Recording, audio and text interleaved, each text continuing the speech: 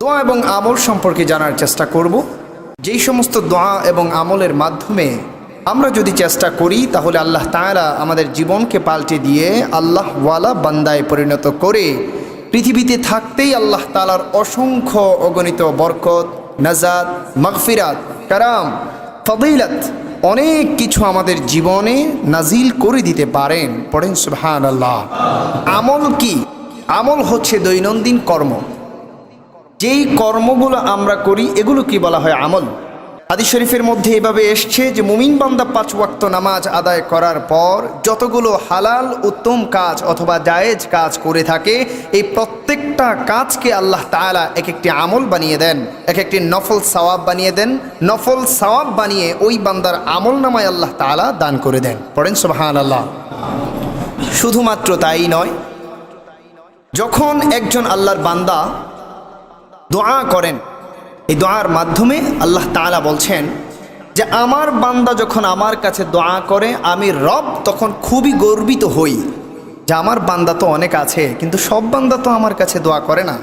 এমন অনেক বান্দা আছে যেই বান্দারা গায়রুল্লাহর কাছে চায়, এমন অনেক বান্দা আছে যেই বান্দা গায়রুল্লাহকে সিজদা করে, এমন অনেক বান্দা আছে যেই বান্দা আমি আল্লাহর থেকে মুখ ফিরিয়ে নিয়ে অন্য কিছুর দিকে মুখ ঝুঁকিয়ে দেয়, কপাল ঝুঁকিয়ে দেয়, তার ঈমান ঝুঁকিয়ে দেয়। পড়েন নাউজুবিল্লাহ।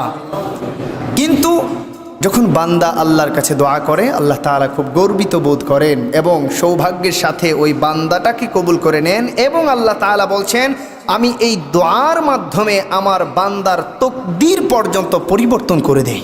সুবহানাল্লাহ। পড়েন। এই জন্য আজকের জুমাতে আমরা আমল এবং দোয়া সম্পর্কে জানার চেষ্টা করব।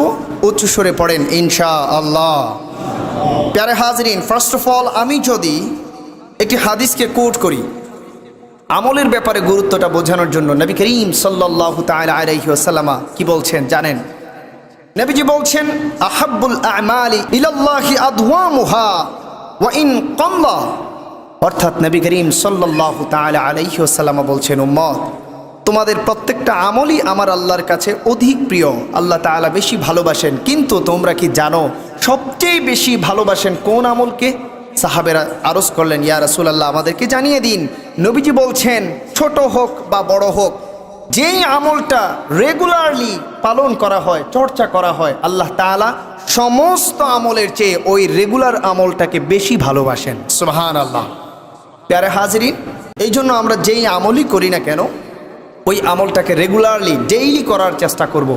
যখন কোনো আল্লাহর বান্দা রেগুলারলি একটা আমলকে চর্চা করে আল্লাহ তাআলা ওই আমলের সাথে বান্দার আখিরাত এবং ভবিষ্যৎকে ফিট করে দেয়। ওই যে আমলটা রেগুলার করেছিল ওই আমলটা তার সঙ্গী হয়ে যায়। যখন ওই আমল তার সঙ্গী হয়ে যায়, ওই আমল গিয়ে সাক্ষ্য দেয় আল্লাহর কাছে, আল্লাহ তাআলা সাক্ষ্য গ্রহণ করে।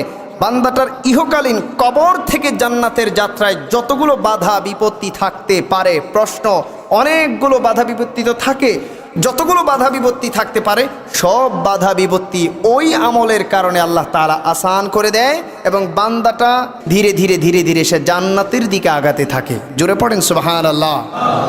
প্যারে হাজরিন, সর্বপ্রথম আমি আলোচনা করতে চাই বিনা হিসেবে জান্নাত পাওয়ার আমল। নবী করিম সাল্লাল্লাহু তাআলা আলাইহি ওয়াসাল্লাম সাহাবাদেরকে শেখাচ্ছেন দুনিয়ায় থাকতে এমন একটা আমল আছে খুবই সহজ, চাইলে সবাই করতে পারবা। যদি তোমরা সবাই সেই আমলটা করতে পারো, দুনিয়ায় থাকতে এমন একটা বান্দা হতে পারবা সাহাবী, যেই বান্দারা কিয়ামতের মাঠে দাঁড়ানোর পর আমার আল্লাহ ওই বান্দার জন্য জান্নাত দান করে দেবে। সুবহানাল্লাহ। সাহাবায়ে কেরামগণ নবীজিকে আরজ করলেন ইয়া রাসূলুল্লাহ জানতে চাই বিনা হিসেবে জান্নাত পাওয়ার একটা উপায়। নবী করিম সাল্লাল্লাহু তাআলা আলাইহি ওয়াসাল্লাম আমাদেরকে শেখাচ্ছেন, সাহাবীদের উদ্দেশ্যে বলছেন সাহাবী আমার কোন উম্মত যখন ওযু করবে, ওযু সমাপ্ত করলো, ওযুর হুকুম আহকাম সমাপ্ত করলো, ওযুর প্রত্যেকটা বিধিবিধান সমাপ্ত করার পর যখন আমার উম্মত ওযুর পানিটা ঝেড়ে ফেলবে, এই সময় যদি আমার কোনো উম্মত আসমানের দিকে তাকায়, তাকিয়ে তাকিয়ে শাহাদাতটা পাঠ করে আশহাদু আল্লা ইলাহা ইল্লাল্লাহু ওয়াহদাহু লা শারীকা লা ওয়া আশহাদু আন্না মুহাম্মাদান আবদুহু ওয়া রাসূলুহু। নবীজি সাল্লাল্লাহু তাআলা আলাইহি ওয়াসাল্লাম বলছেন, আমার ওই উম্মত কিয়ামতের মাঠে দাঁড়ানোর পর আল্লাহ তাআলা তার 8টা জান্নাতের দরজা তার জন্য খুলে দেবে এবং তাকে হুকুম দিয়ে দেবে, তোমার এই আমলের জন্য এইটাই হলো তোমার জন্য উপহার উপঢৌকন আমি আল্লাহর পক্ষ থেকে। যেই দরজা পছন্দ হয় তুমি বান্দা আজকে এই কিয়ামতের মাঠ থেকে ওই দরজা দিয়ে ওই জান্নাতে প্রবেশ করে ফেলো। এই আমল দরকার আছে না নাই? শুধুমাত্র অজুর পর, অজু তো আমরা সবাই করি, একটু আগেও অজু করে আসছি, অজুর পর বেশি কিছু লাগবে না, 1 মিনিট। কয় মিনিট? 1 minute enough. এই 1টা মিনিট সময় দিয়ে আপনি যদি শুধুমাত্র আসমানের দিকে তাকিয়ে এই আমলটা করেন তাহলে আপনার আমার নসিবের মধ্যে কিয়ামতের দিন জান্নাত নসিব করে দেবেন কে? আল্লাহ তাআলা নসিব করুক, পড়েন আমিন। বিনা হিসাবে, বেহিসাব, বিনা হিসাবে জান্নাত আপনি যদি অর্জন করতে চান। আরেকটা আমল আছে, নবী করিম সাল্লাল্লাহু তাআলা আলাইহি ওয়াসাল্লাম এবং হযরতে আলী কাররামাল্লাহু ওয়াজহাহু থেকে বর্ণিত এমন একটি সময় এসেছিল যে আল্লাহর নবী সাল্লাল্লাহু তাআলা আলাইহি ওয়াসাল্লাম হযরতে আলী কাররামাল্লাহু ওয়াজহাহু রাদিয়াল্লাহু তাআলা আনহুকে বলছেন, আলী তুমি কি বিনা হিসেবে জান্নাতে প্রবেশ করতে চাও? সুবহানাল্লাহ পড়েন, আরো জোরে পড়েন সুবহানাল্লাহ। আলী রাদিয়াল্লাহু তাআলা আনহু বলল, ইয়া রাসূলুল্লাহ অবশ্যই চাই, আমাকে শিখিয়ে দিন কিভাবে। নবীজি সাল্লাল্লাহু তাআলা আলাইহি ওয়াসাল্লাম বলল, যখনই তুমি ঘুমাতে যাবে অবশ্যই অবশ্যই একটা খতম কোরআন শরীফ তিলাওয়াত শেষ করে, কোরআন শরীফকে তিলাওয়াত করে একটা খতম পূর্ণ করে তুমি ঘুমাবা। তুমি এই আমলটা করো, আল্লাহ তাআলা তোমাকে বিনা হিসেবে জান্নাত দান করে দেবে। সুবহানাল্লাহ। আলী রাদিয়াল্লাহু তাআলা আনহু বলল, ইয়া রাসূলুল্লাহ এত বড় কঠিন কাজ কোরআন শরীফ তিলাওয়াত করে ঘুমানো, আমার তো সারা রাত চলে যাবে এই কোরআন খতম করতে করতে। ইয়া রাসূলুল্লাহ এটা কিভাবে হলো? নবী করিম সাল্লাল্লাহু তাআলা আলাইহি ওয়াসাল্লাম বলছেন, আলী তুমি কোরআন খতম করবা, তোমাকে A to Z সূরা ফাতিহা থেকে নাস পর্যন্ত তিলাওয়াত করে করে তোমাকে খতম করতে হবে। আমি নবী এইটা বুঝাই নাই, তুমি তো হিকমতের রাজা। আলী আনা মদিনাতুল ইলম ওয়া আলী বাবুহা, আমি যেই ইলমের সাগর তুমি তো সেই সাগরের দরজা। আলী হিকমতটা খাটাও না, শুধুমাত্র একবার সূরা ফাতিহা পড়ো, 3 বার সূরা ইখলাস শরীফ পড়ো। তুমি যখন একবার সূরা পড়বা ফাতিহা আর 3 বার সূরা ইখলাস পড়বা, তোমাকে আল্লাহ তাআলা পুরো একটা কোরআন শরীফ তিলাওয়াতের সওয়াব দান করে দেবে। আলী তুমি এইভাবে পাঠ করো, তোমার তিলাওয়াতের হক আদায় হয়ে যাবে, সওয়াব পেয়ে যাবা, তিলাওয়াতকারীর কাতারে আল্লাহ তাআলা লিখে ফেলবে তোমার নাম। আর তুমি যখন দুনিয়া থেকে ইহকালীন জনম শেষ করে পরকালীন জনমের মধ্যে তুমি যাবা, আলী রে আমার আল্লাহ তোমার বেহিসাবে জান্নাতে প্রবেশ করিয়ে দেবে। সুবহানাল্লাহ। দ্বিতীয় আরেকটা ঘটনা, আলী রাদিয়াল্লাহু তাআলা আনহুকে বলছেন, আলী তুমি কি বিনা হিসেবে জান্নাতে যেতে চাও? আলী রাদিয়াল্লাহু তাআলা আনহু বলছেন, অবশ্যই চাই ইয়া রাসূলুল্লাহ। আল্লাহ নবী সাল্লাল্লাহু তাআলা আলাইহি ওয়াসাল্লাম বলছেন, তাহলে তুমি জান্নাতের হক তথা জান্নাতের মূল্য পরিশোধ করে ফেলো, দুনিয়ার মধ্যে তুমি জান্নাতের মূল্য পরিশোধ করে ফেলবা। আলী রে আমি নবী বলে দিয়ে গেলাম, তোমাকে আল্লাহ তাআলা কোনো হিসাব চাইবে না। ওই জান্নাত যেইটা তুমি দুনিয়ায় থাকতে মূল্য পরিশোধ দিয়ে ক্রয় করেছ, তুমি ইহকালীন জন্ম শেষ করে পরকালীন জন্মে যাওয়ার সাথে সাথে তোমার ওই জান্নাত আল্লাহ তোমাকে দান করে দেবে। সুবহানাল্লাহ। আলী রাদিয়াল্লাহু তাআলা আনহু নবীজি সাল্লাল্লাহু তাআলা আলাইহি ওয়াসাল্লামকে জিজ্ঞেস করলেন, ইয়া রাসূলুল্লাহ হাবিবে কিবরিয়া নবী গো, জানতে চাই কিভাবে আমি জান্নাতের ওই মূল্য পরিশোধ করব। রাসূলুল্লাহ সাল্লাল্লাহু তাআলা আলাইহি ওয়াসাল্লাম বলছেন, তুমি যদি আমি নবীর উপর 3 বার দরুদ পড়ো, তাহলে মনে রেখো 3 বার দরুদ পড়ার কারণে রে আলী ওই 3 বার দরুদ গিয়ে তোমার জান্নাত ক্রয় করে তোমাকে দেবে, আর 3 বার দরুদের কারণে জান্নাতের মূল্য পরিশোধ হয়ে যাবে। সুবহানাল্লাহ। দুরূদ শরীফ পড়তে হবে কয়বার? যারা বোঝেন একটু রেসপন্স করেন, কয়বার? যদি 3 বার দরুদ পড়েন আমার নবী বলেছেন আপনার জান্নাতের মূল্য পরিশোধ হয়ে যাবে। সুবহানাল্লাহ। সত্য নাকি মিথ্যা? ঘুমানোর পূর্বে যদি আল্লাহর নবীর কোনো উম্মত এই 3 বার দরুদ পড়ে ঘুমাতে পারে, প্যারে হাজরিন, এই হাদিস থেকে বর্ণনা থেকে বোঝা যায় ওই ব্যক্তি জান্নাতের মূল্য পরিশোধ করে ফেলে, আর আল্লাহ তাআলা ওই ব্যক্তির নসিবের মধ্যে বেহিসাব বিনা হিসাবে জান্নাত দান করে দেয়। সুবহানাল্লাহ। প্যারে হাজরিন, নবী করিম সাল্লাল্লাহু তাআলা আলাইহি ওয়াসাল্লামের আরও একটি হাদিস রয়েছে যেখানে আমরা স্পষ্ট ভাষায় জানতে পাই বেহিসাব জান্নাত আল্লাহ তাআলা দান করবেন বান্দাকে, যদি বান্দা পরিশুদ্ধ আত্মা হতে পারে। সুবহানাল্লাহ পড়েন। কোরআনের ভাষায়, কোরআনিক ল্যাঙ্গুয়েজে এটাকে বলা হয় মুতমাইন্না, পরিশুদ্ধ আত্মা। কোন আত্মাকে বলা হয়? যেই আত্মাটা নিজেকে তাজকিয়া করে, যেই আত্মাটা নিজেকে শুদ্ধ করে। কোত্থেকে?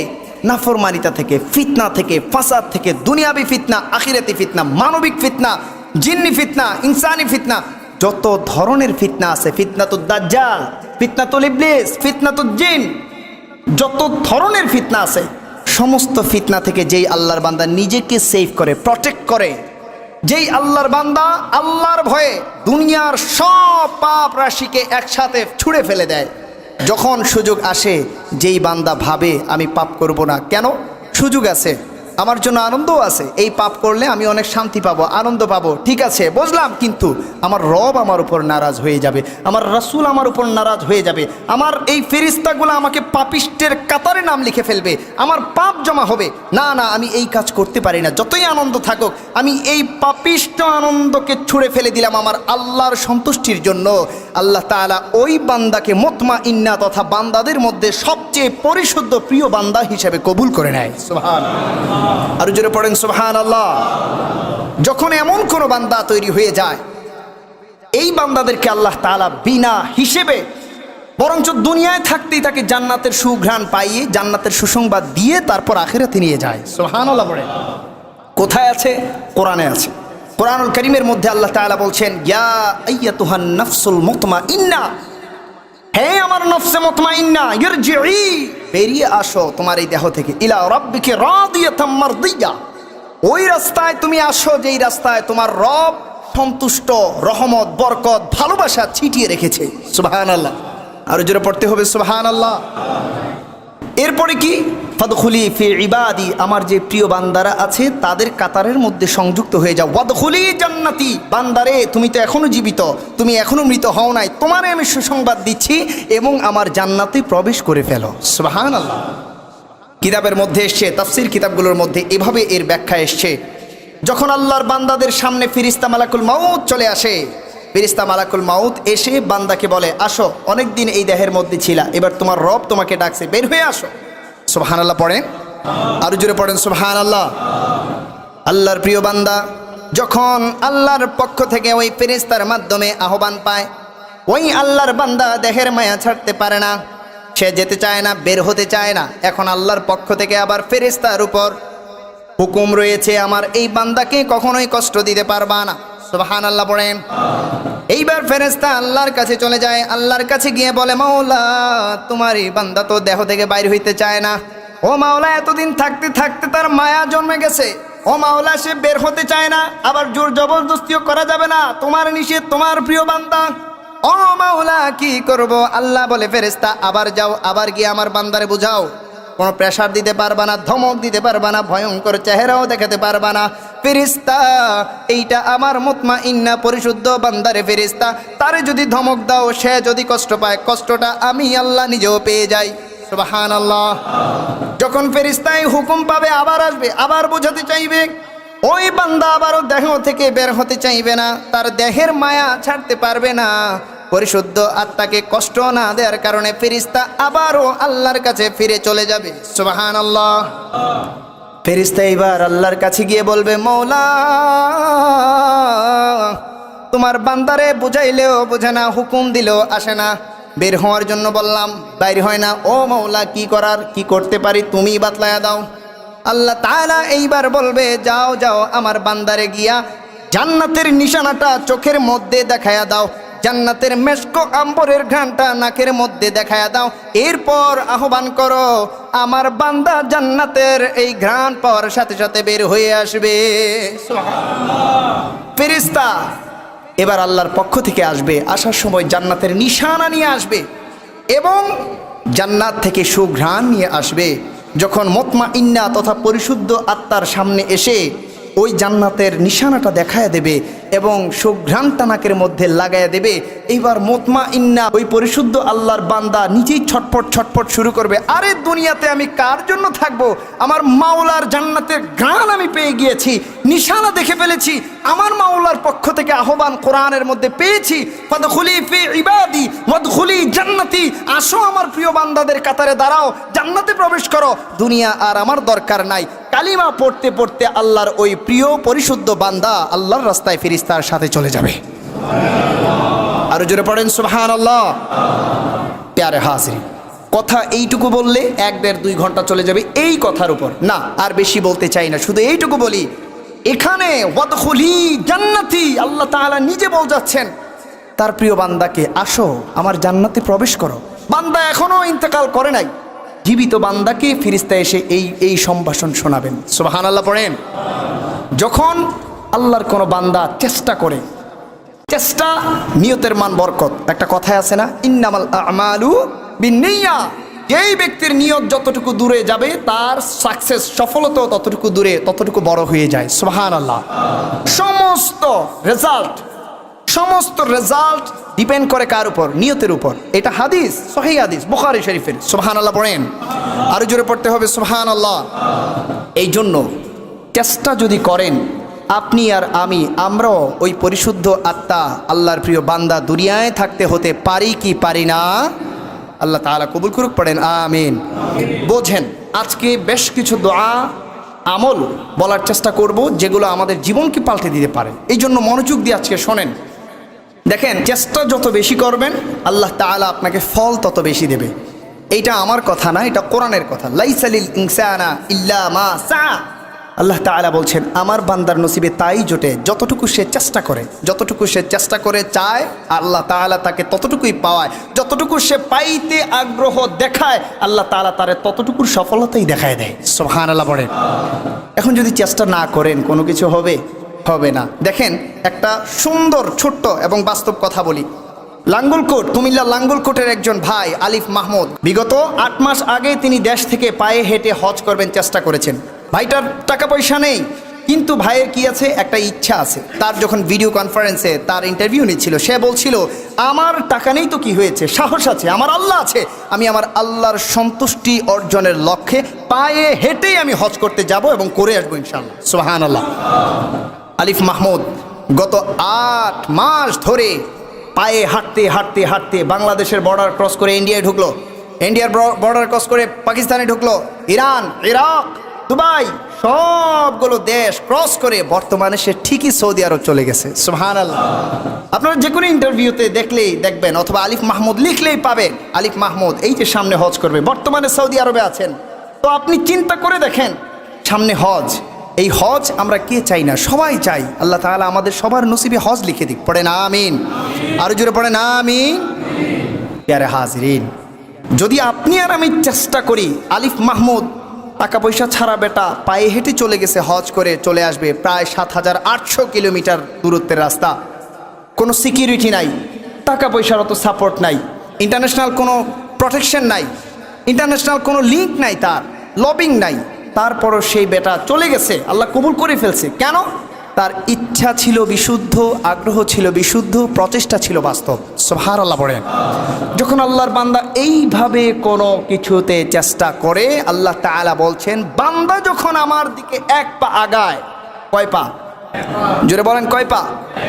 বান্দা যখন আমার দিকে 1 বার আগায়, আমি আল্লাহ বান্দার দিকে বারবার এগিয়ে যাই। সুবহানাল্লাহ। বান্দা যখন আমার দিকে আসতে চায়, আমার রাস্তায় বের হয়ে যায়, তখন বান্দার জিম্মাদারিটা আমি আল্লাহ নিজে নিয়ে নেই। সুবহানাল্লাহ। এইভাবে যদি মন থেকে আপনি ছুটতে পারেন মাওলার রাস্তায়, তাহলে মাওলা আপনাকেও কবুল করবে, আমাকেও করবে। আলিফ মাহমুদ যেইভাবে আল্লাহর বান্দা, আপনি আমিও আল্লাহর বান্দা, সুতরাং করবে না এর কোনো প্রশ্ন থাকতে পারে? মন থেকে চেষ্টা করতে হবে, আমলগুলো করবেন মন থেকে। আপনি মনে রাখবেন এই প্রত্যেকটা আমল বিশুদ্ধ রিওয়ায়াতে এসছে নবী করিম সাল্লাল্লাহু তাআলা আলাইহি ওয়াসাল্লামের হাদিস থেকে। সুবহানাল্লাহ কহিয়ে যখন আপনি এই আমল করবেন, আল্লাহ তাআলা অবশ্যই গ্রহণ করে নেবে। দেখেন, আল্লাহর নবী সাল্লাল্লাহু তাআলা আলাইহি ওয়াসাল্লামের একটি হাদিস রয়েছে, হাদিসের মধ্যে দোয়াটা এসছে, হাদিসের মধ্যে নবীজি সাল্লাল্লাহু আলাইহি ওয়াসাল্লাম বলছেন ফজর এবং মাগরিবের নামাজ 3 রাকাত, ফজরের নামাজ 2 রাকাত ফরজ। শুধু ফরজটা কয়টা ওয়াক্ত? 2টা ওয়াক্ত, একটা ফজর একটা মাগরিব। নবীজি বলছেন আমার কোনো উম্মত যদি ফজরের ওয়াক্ত 2 রাকাত ফরজ নামাজ পড়ে আর মাগরিবের ওয়াক্ত 3 রাকাত ফরজ নামাজ পড়ে, এই 2 ওয়াক্তের ফরজ নামাজের পর নামাজ শেষ করে কারো সাথে কথা বলার আগে 7 বার এই দোয়াটা পাঠ করে, তাহলে দুনিয়ায় থাকতেই সে আল্লাহর ওই জাহান্নামের আগুন থেকে ক্ষমা পেয়ে আল্লাহর দরবারে যেতে পারবে। সুবহানাল্লাহ। কয়বার? সবাই বলেন কয়বার? আমার সাথে সবাই বলবেন আল্লাহুম্মা আজরিনি মিনান নার। আবার বলেন আল্লাহুম্মা আজরিনি মিনান নার। কয়বার পড়তে হবে? 7 বার যদি পড়ে আর ওই দিন যদি কোনো ব্যক্তি মারা যায়, নবীজি বলছেন ওই ব্যক্তির জন্য আল্লাহর জাহান্নামের আগুন হারাম হয়ে যাবে। আর জোরে পড়েন সুবহানাল্লাহ। প্যারে হাজরিন, দুনিয়ায় থাকতেই যদি জাহান্নামের আগুনকে হারাম করে যেতে পারি, ছোট ছোট আমল করি, কেন করব না? আল্লাহ তাআলা আমাদেরকে আমল করার তৌফিক দান করে। পড়েন আমিন। নবী করিম সাল্লাল্লাহু তাআলা আলাইহি ওয়াসাল্লাম উম্মতের দুর্দশা, খারাপ সময়, এই ব্যাড সিচুয়েশনকে বিবেচনা করে আরও একটি দোয়া দিয়ে গিয়েছেন।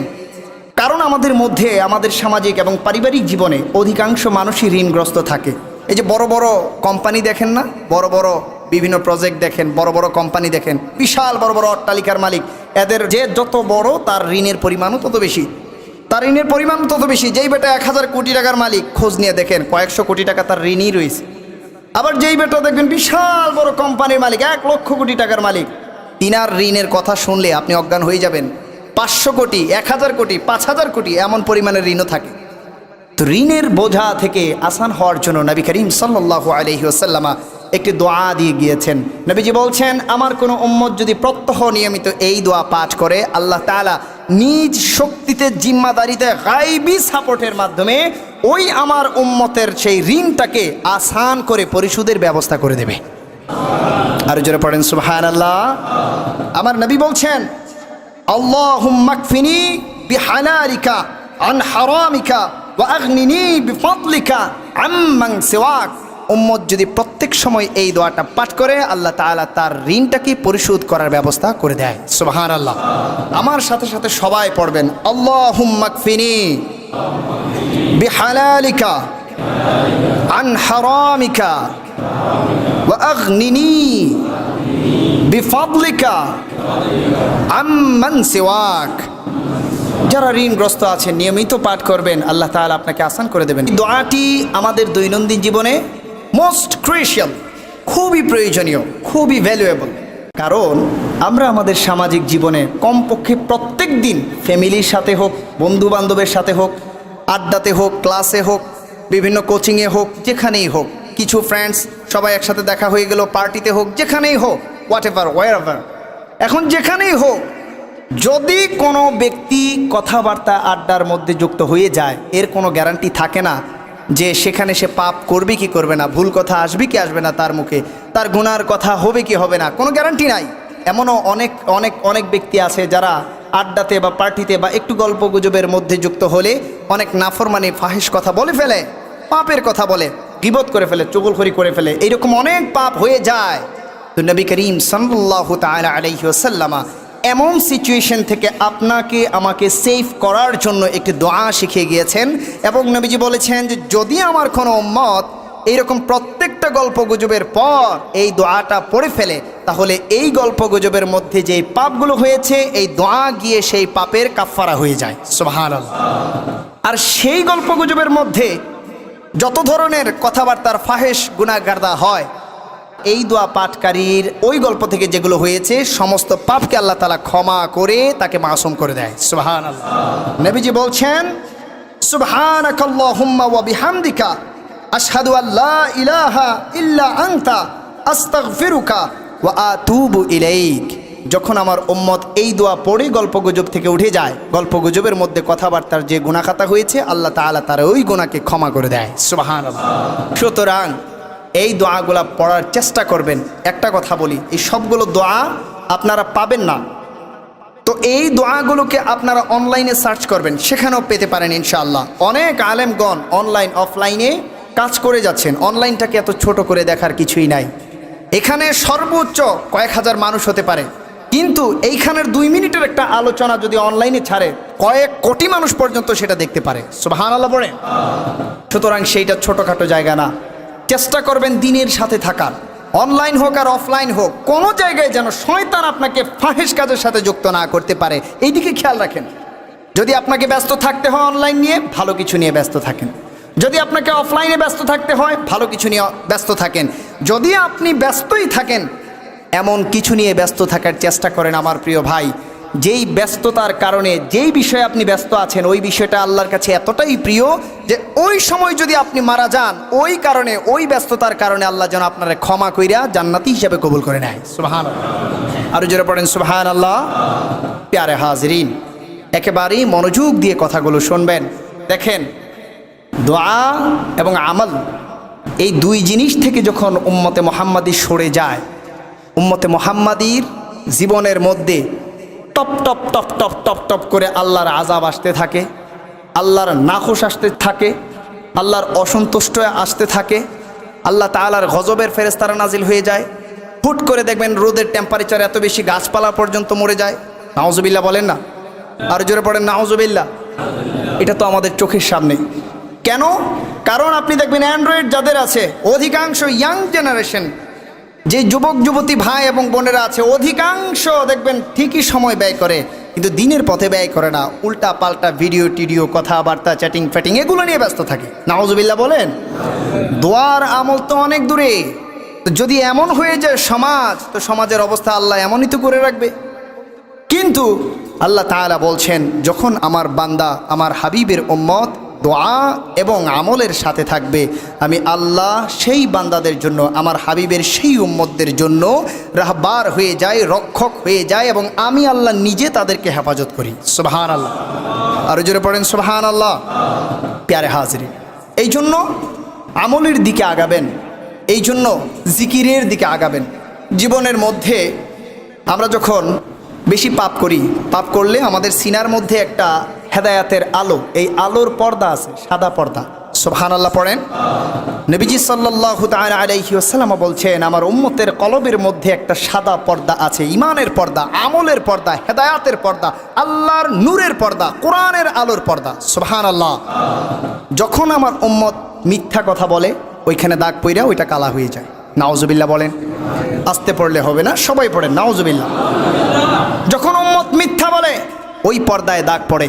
যখন উম্মত গীবত করে, ওই পর্দায় দাগ পড়ে। যখন উম্মত চুগলখড়ি করে, ওই পর্দার মধ্যে দাগ পড়ে যায়। যখন উম্মত নাফরমানি করে, ওই পর্দায় দাগ পড়ে যায়। যখন উম্মত জুলুম করে, ওই পর্দায় দাগ পড়ে যায়। এইভাবে যখন উম্মত একাধারে একের পর এক, একের পর এক, একের পর এক খোদা থেকে দূরে যায়, ইবলিসের কাছাকাছি যায়, ইবলিসকে মেনে চলে, খোদাকেও অমান্য করে, দিনের পথ ছেড়ে দেয়, ইবলিসের পথ ধরে নেয়, এইভাবে যখন ইবলিসকে অনুসরণ করে করে নাফরমানি করতেই থাকে, আল্লাহ তাআলার দেয়া কলবের মধ্যে সেই হেদায়াতের পর্দা, সাদা পর্দা দাগ পড়তে পড়তে পড়তে পড়তে কালো হয়ে যায়, অন্ধকার হয়ে যায়। তার সিনা থেকে হেদায়াত চলে যায়, তার ব্রেন থেকে সৎ চিন্তাধারা চলে যায়, তার বিবেক বুদ্ধি চলে যায়, নাফরমানি তার মধ্যে ডুবে থাকতে ইচ্ছে করে, ইবাদত থেকে রুচি চলে যায়। এইভাবে সে দিনে দিনে দিনে দিনে দিনের পথ থেকে সরে যায়, সে হয়ে যায় জাহান্নামী বান্দা। নাউজুবিল্লাহ। কিন্তু যখন আমার সেই উম্মত জিকির করবে কালিমা তৈবা, লা ইলাহা ইল্লাল্লাহ, লা ইলাহা ইল্লাল্লাহ, লা ইলাহা ইল্লাল্লাহ, আল্লাহর বান্দারা যখন এইভাবে জিকির করে, আমার যে উম্মত এইভাবে জিকির করে, জিকিরের এক একটা ধাক্কায় ধাক্কায় তার সিনার ওই হেদায়াতের পর্দা কালো হয়ে গিয়েছিল, সেটা ধীরে ধীরে আবার পরিষ্কার হতে থাকে, আবার পরিষ্কার হতে থাকে, আবার পরিশুদ্ধ হতে থাকে।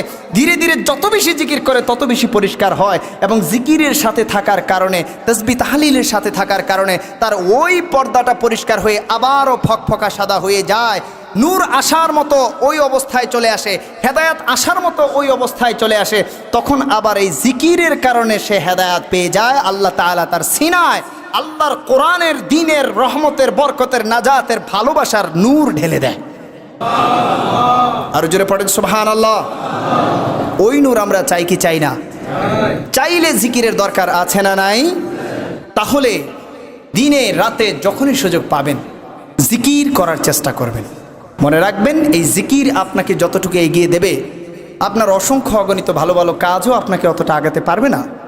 জিকিরের মাধ্যমে আল্লাহ তাআলা তার বান্দাকে চিনতে শুরু করে নতুন করে, ভালোবাসতে শুরু করে নতুন করে।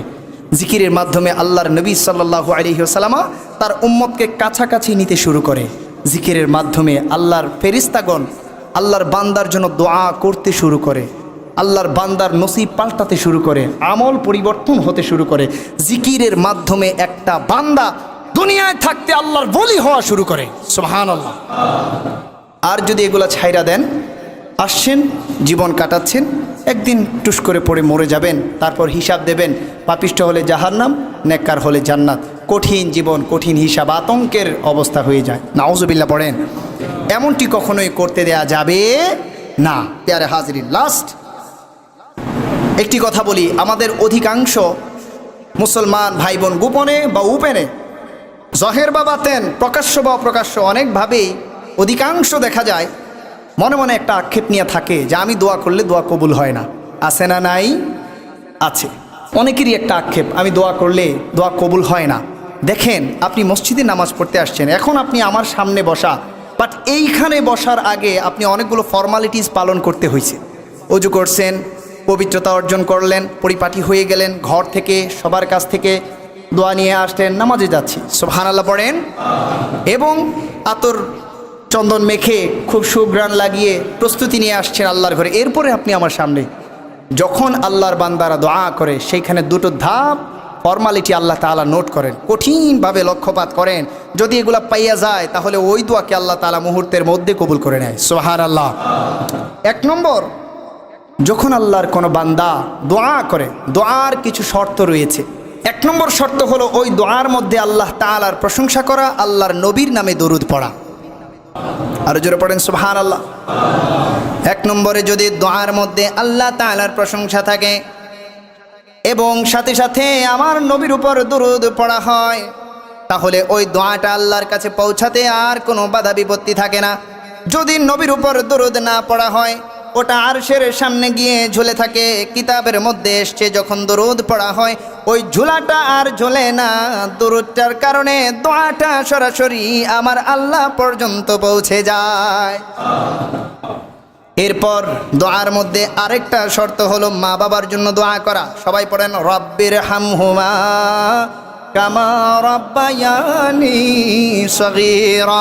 ও মাওলা, যখন ছোট ছিলাম, নাবালেগ ছিলাম, মাওলা তুমি ছাড়া আর কারো ভাষা বুঝতাম না, আমার ভাষা তুমি ছাড়া আর কেউ বুঝতো না গো মাওলা।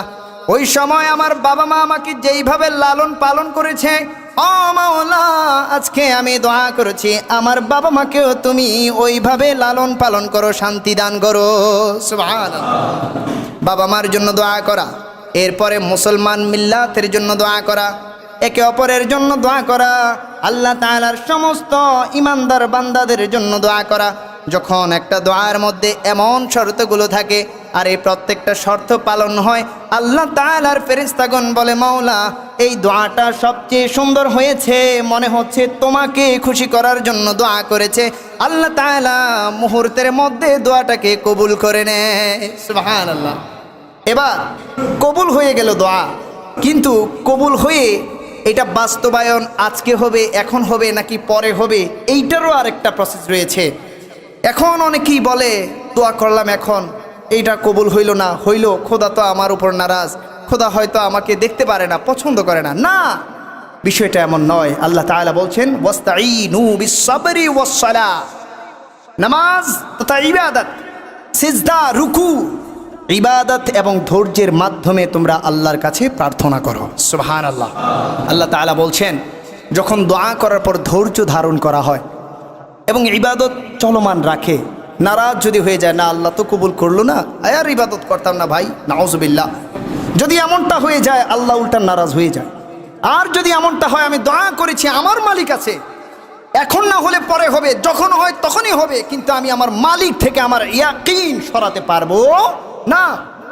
যখন এইভাবে ইয়াকিন রাখে, ধৈর্য রাখে এবং ইবাদত বলবৎ রাখে, আল্লাহ তাআলার এতাআত, আনুগত্য, তাকওয়া চর্চা করতেই থাকে, তখন আল্লাহ তাআলা বলে আর কোনো দেরি করার দরকার নাই ফেরেশতা, এইবার দোয়াটাকে তো আগেই কবুল করছি, যাও দুনিয়াতে গিয়ে তার এই দোয়াটাকে বাস্তবায়ন করে দান করে দাও। আর জোরে পড়েন সুবহানাল্লাহ।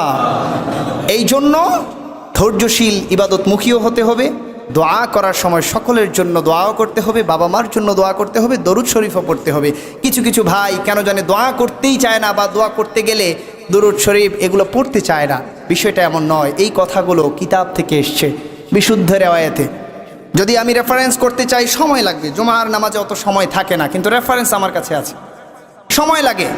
তো এইগুলো করতে চায় না, যদি না চান তাহলে ক্ষতি তো আপনার। আদ-দুআ ও মুখুল ইবাদা, আরেক হাদিসে আসছে আদ-দুআ ও হুয়াল ইবাদা, দোয়াটাই ইবাদত।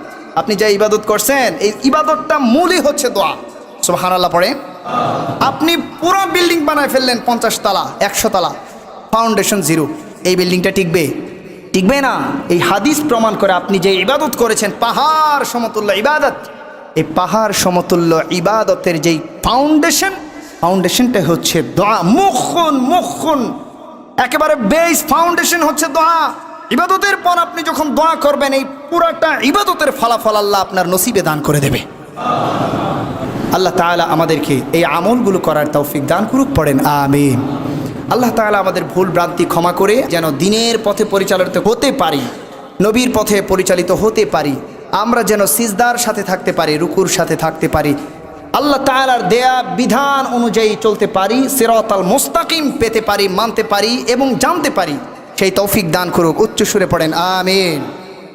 আর এই যে সিচুয়েশন দেখতেই পাচ্ছেন, প্রত্যেকটা দিন মানুষ হিট স্ট্রোকে মারা যাচ্ছে, প্রত্যেকটা দিন মানুষ হিট স্ট্রোকের শিকার হচ্ছে। কেউ মারা যাচ্ছে, কেউ আইসিইউতে, কেউ ট্রিটমেন্টে আছে, কেউ অন্যান্য বিপদ মুসিবতে পড়ে যাচ্ছে, আবার অনেকের ফসল নষ্ট হয়ে যাচ্ছে। নাউযুবিল্লাহ, জোরে পড়েন নাউযুবিল্লাহ, সবাই পড়তে হবে নাউযুবিল্লাহ। এই হিট স্ট্রোকের কারণে অনেক মানুষ যেভাবে মারা যাচ্ছে, অতিমাত্রায় দাবদাহের কারণে ফসলাদি নষ্ট হয়ে যাচ্ছে। এটা কোত্থেকে আসে? এটা আল্লাহর পক্ষ থেকেই আসে। সমাজটার দিকে তাকান, আপনি বুঝে যাবেন সমাজ যেমন হয়ে যাচ্ছে আল্লাহর পক্ষ থেকে ওইভাবেই আসছে। সুতরাং এই জায়গায় এসে আসেন সংশোধন হয়ে যায়, আসুন আল্লাহমুখী হয়ে যাই, আসুন তওবা করে আল্লাহর পথে ফিরে যাই। এই কঠিন সময় অতদিন থাকবে না যদি আমরা আল্লাহমুখী হয়ে যেতে পারি। কারণ আল্লাহ তাআলার বান্দারা পাপ করেছে, আল্লাহ এইটা বেশি লক্ষ্য করে না। আল্লাহ তাআলা লক্ষ্য করেন কোন বান্দা পাপের পর আবার আইসে আমার কাছে ক্ষমা চাইছে। যে বেশি ক্ষমা চায় আল্লাহ বলে আমি আল্লাহ আমার বান্দাদের মধ্যে ক্ষমা চাহনেওয়ালা ব্যক্তিকে বেশি ভালোবাসি। সুবহানাল্লাহ। সুতরাং ক্ষমা চান, সংশোধন হয়ে যান। যাদের ছেলে মেয়ে আছে কঠিন খেয়ালে রাখেন, পথভ্রষ্ট যেন না, আপনারই কল্যাণ। আল্লাহ তাআলা কবুল করুক, পড়েন আমিন। ওয়াখির দাওয়ানা আনিল হামদুলিল্লাহ। আসসালামু আলাইকুম ওয়া রাহমাতুল্লাহি ওয়া বারাকাতুহু।